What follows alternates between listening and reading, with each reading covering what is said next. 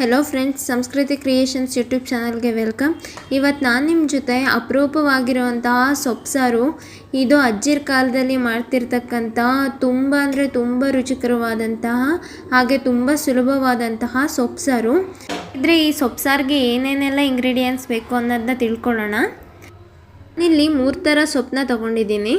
ಪಾಲಕ್ ಸೊಪ್ಪು, ಮೆಂತ್ಯ ಸೊಪ್ಪು ಹಾಗೆ ಕಾಚಿ ಸೊಪ್ಪನ್ನ ತೊಗೊಂಡಿದ್ದೀನಿ. ಕಪ್ಪಷ್ಟು ತೆಂಗಿನಕಾಯಿ, ಖಾರಕ್ಕೆ ತಕ್ಕಂಗೆ ಹಸಿಮೆಣಸಿನ್ಕಾಯಿ, ಕರಿಬೇವಿನ ಎಲೆ, ಈರುಳ್ಳಿ ಹಾಗೆ 2 ದೊಡ್ಡ ಸೈಜು ಟೊಮೆಟೊ, ಹುಣಸೆಹಣ್ಣು, 1 ಗೆಡ್ಡೆ ಬೆಳ್ಳುಳ್ಳಿ ಹಾಗೆ ಅರ್ಧ ಸ್ಪೂನಷ್ಟು ಜೀರಿಗೆನ ತೊಗೊಂಡಿದ್ದೀನಿ.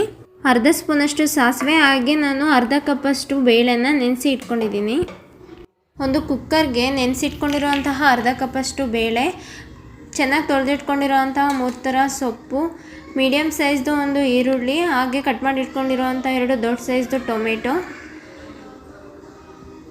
ಹಾಗೆ ನಾನು ಬೆಳ್ಳುಳ್ಳಿ ಸೇರಿಸ್ಕೊತಾ ಇದ್ದೀನಿ. ಹಸಿಮೆಣಸಿನ್ಕಾಯಿ, ಅರ್ಧ ಸ್ಪೂನಷ್ಟು ಜೀರಿಗೆ, ಅರ್ಧ ನಿಂಬೆಹಣ್ಣಷ್ಟು ಹುಣಸೆ ಹಣ್ಣನ್ನು ಸೇರಿಸ್ಕೊಂಡು ನೀರನ್ನ ಹಾಕಿ ಇದನ್ನು 2 ವಿಷಲ್ ಕೂಗಿಸ್ಕೊಂಡು ಚೆನ್ನಾಗಿ ಬೇಯಿಸ್ಕೊಳ್ಳೋಣ.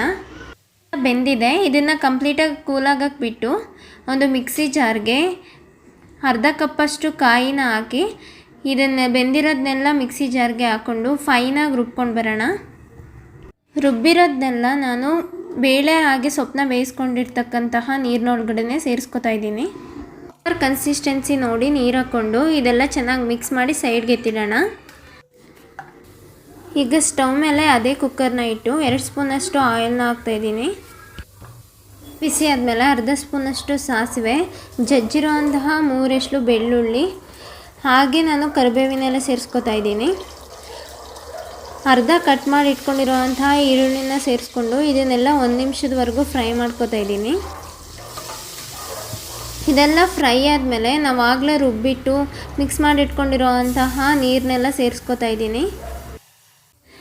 ಈಗ ಸಾಂಬಾರನ್ನ ಒಂದು 10 ನಿಮಿಷ ಚೆನ್ನಾಗಿ ಕುದಿಯೋದಕ್ಕೆ ಬಿಡೋಣ.